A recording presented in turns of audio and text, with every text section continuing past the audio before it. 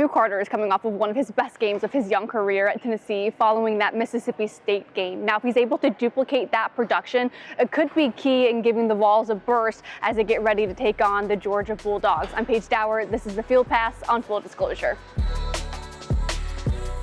A quick side note, the Lady Vols will take on Middle Tennessee later tonight, so I'll have a post-game report on that game coming up later tonight around 10:15 p.m. So definitely make sure to subscribe and turn on those notifications so you don't miss it, because I'll be talking a lot today between this feature on Boo Carter and then later tonight on the Lady Vols. So let's get back to Boo Carter and just the production that he had in the game against the Mississippi State Bulldogs. His impact and his production started from the very first play of the game when their quarterback, Michael Van Buren, dropped back for a quick pass, a shallow pass to his receiver, and he had nowhere to go because Boo Carter flew in, had a tackle behind the line of scrimmage to record a TFL, his only of the game, but it was for a nice loss of 1 yard on that play. And Tim Banks earlier today talked about how proud he is of Boo Carter and the production that he's been able to have this season, the way the true freshman has continued to grow. And when I talked to Boo Carter after the game, that post-game press conference, I asked him, I'm like, okay, how are you out there making those plays? How do those plays, that TFL specifically,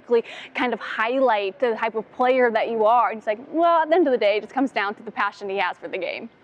I just got the passion for the game. I mean, I like defense. The contact, I like to get, you feel me? I like to hit, you feel me? So, yeah. And did we see passion from Boo Carter against the Mississippi State Bulldogs? Later, he'd get his first career interception as a volunteer. He was able to return it to the 9-yard line. He said he was trying to get to the checkered end zone, but he laughed and joked. He's like, but I couldn't see through my linemen, so he didn't really know, where he could go. He was just happy at the end of the day that he was able to go and get an interception and appropriately and accurately read what the offense was showing so he could jump in on the route and get the interception. But of course, Tennessee's offense continues their red zone troubles. They weren't able to fully capitalize on that as the Mississippi State Bulldogs had a goal line stop against Nico in the offense. But Will Brooks, who we know in the DB position has had a number of his own interceptions this season, talks about how impressed he was with Boo Carter going in and being able to make that play. He made a great play on the ball, just picked it off and, tried to return it. It was a great play though by him. It's good that he got his first pick. Super excited for him.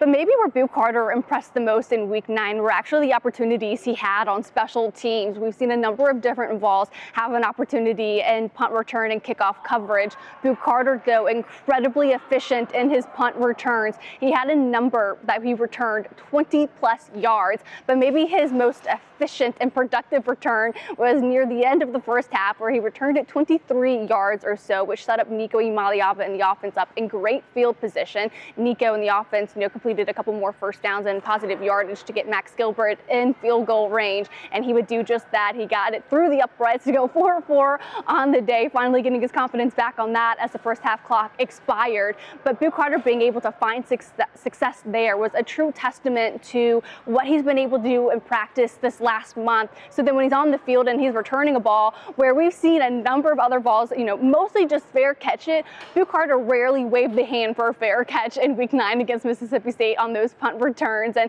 we asked, okay, do you have a green light where you can just return everything? Because sometimes, those defenses, they're coming down on you, the opponent's coming down on you, and for some reason, you're still taking it and finding success in doing it. And he's like, I don't necessarily have the green light. He kind of just takes the ball back, which sounds like a green light, though he says it's definitely not a green light yet. But again, just kind of a testament to the trust and confidence he's built, within himself, within the team, and within the coaches, that he's able to go out there and find that level of production. Keep the offense from being backed in the end zone, you feel me? So, I was trying to return every one on so they won't be backed up. But I don't really got a green light, but it's better for me to catch it and get some yards for the offense, though. Now, Will Brooks is also another player that's really splashed onto the scene this season. Similar to Boo Carter, they're getting these special team opportunities for the walk-on. His time at Tennessee really started with getting reps on special teams. So I asked, Will Brooks, how do these opportunities you get on special teams translate to your overall success as a player at Tennessee? It definitely helped me just getting experience and, getting the speed of the game down and just going against SEC guys week in, week out. and just kind of getting the game speed and building confidence in yourself that you can make plays. Squirrel White is also another player who's had opportunities in punt returns and other opportunities on special teams. More specifically, a year ago is where we saw him get a ton of those reps. So he was asked post-game, like, how special is it to see the success that Boo Carter kind of had immediately? And his response was just too good to not share. Special, Boo Carter. That's it. If you ever listen to Squirrel White's press conferences, it's rare that we really do get to see that side of Squirrel White. So it's just funny that we got to see that personality, and it's given me a good chuckle. Boo Carter's performance also caught the attention of Jeremiah Thielander, and we know how dedicated he is to his craft. And he kind of had the same thing and same reaction that Squirrel White had, and just how impressed really the whole team is that a true freshman is able to go out there and make such an immediate impact. Boo came today and he played his tail off. He's been making those plays every single day in practice, and that's nothing new to him. His play came and he made it, so shout out to Boo. So it's clear that the ceiling is incredibly high for Boo Carter, but him continuing that production will really be key and pivotal for this team moving forward, especially with Keenan Pili out and the way that the defense has kind of struggled to stop the run against its opponents the last couple of weeks. They're giving up more than their season averages would indicate. The opponents are rushing for more than what they've rushed for all season. So Boo Carter being able to make an impact similar to how he did against Mississippi State could go a long way in slowing down the Georgia Bulldogs. Again, I'll be back later tonight to talk all things Lady Ball basketball as they have this underdog mentality heading into Middle Tennessee following their first ever loss to them a year ago.